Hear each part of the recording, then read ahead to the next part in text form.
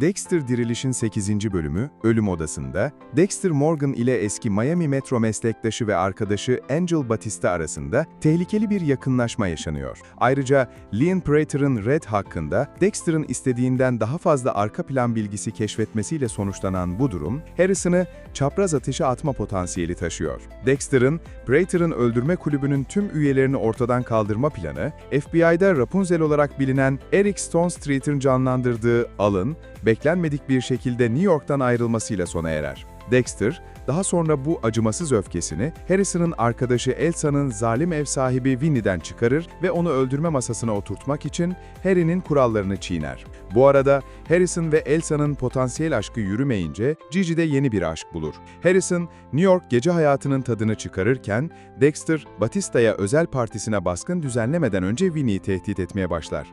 Batista, Dexter'ın cinayet odasına hayranlıkla bakar ve sonunda Bay Harbor kasabını devirmek için ihtiyaç duyduğu kanıta sahip olduğunu düşünür. Dexter Diriliş 8. bölümde şaşırtıcı derecede dağınık ve hesapsız. Diriliş 8. bölümdeki en ilginç gelişmelerden biri, Dexter'ın Blessing'in güvenini yanlışlıkla boşa çıkarması ve bunun sonucunda Blessing'in kızına babasının bir savaş ağası tarafından kaçırılıp çocuk asker olmaya zorlandığını söylemesidir. Bu, Blessing'in aslında New York matadoru olabileceği teorisini destekleyen yeni ve çok daha karanlık bir yönünü ortaya çıkarır. Dexter, Diriliş'in 7. bölümünde oldukça dengesizdi ve bu durum onu neredeyse Batista'ya Körfez Limanı kasaba olduğunu itiraf etmeye ve Harrison'ı cinayetten şüphelenen NYPD dedektifine kan sıçraması analizi sunmaya yöneltti. Diriliş'in 8. bölümünde ise Dexter, alışılmadık bir şekilde dikkatsiz davranarak Blessing'in en büyük sırrını ifşa ediyor ve Winnie'nin cinayet odasından kaçmasına izin veriyor. Ancak Batista tarafından neredeyse suçüstü yakalanıyor.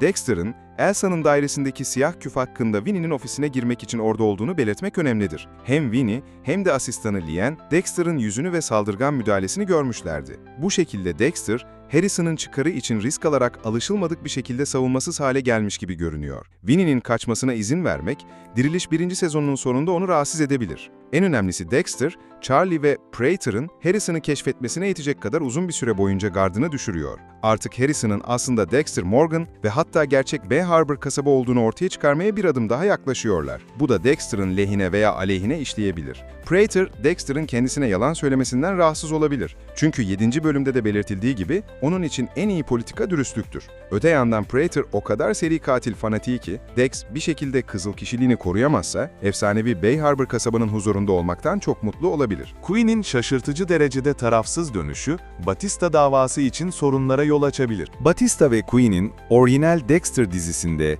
Miami Metro'da birlikte yaşadıklarını düşünürsek, Quinn'in Batista hakkında Dedektif Wallace'a bu kadar gönüllü bilgi vermesini izlemek zor. Quinn'in Angel'ı daha fazla savunmaması veya en azından New York'taki hedefi hakkında daha fazla endişe duymaması hayal kırıklığı yaratıyor ve biraz da tuhaf. Quinn, Angel'ı savunmak için pek fazla bağlam sunmasa da, Dexter'ın Batista'nın iyiliği hakkındaki aldatmacası, Wallace'i tüm güvenilirliğini yitirdiği noktaya kadar ikna etti. Wallace, Batista'nın artık aktif bir polis memuru olmadığını öğrendiğine göre, Dexter'ın cinayet odasına adım attıktan sonra bile söylediği hiçbir şeye inanmayacak. Açıkçası Batista ve Quinn arasında, Quinn'in Diriliş 8. bölümdeki bu umursamaz tepkisine dayanamayacak kadar uzun bir geçmiş var. Batista'nın Quinn'e neden New York'a gittiğini söylemediği doğru ama Quinn bir sorun olup olmadığını bile sormadı. Quinn, New Blood'da Batista'nın yaptığı gibi olabilir ve 1. sezonda Angel'a bir şey olursa, Diriliş 2. sezonda Dexter'ın peşine düşebilir.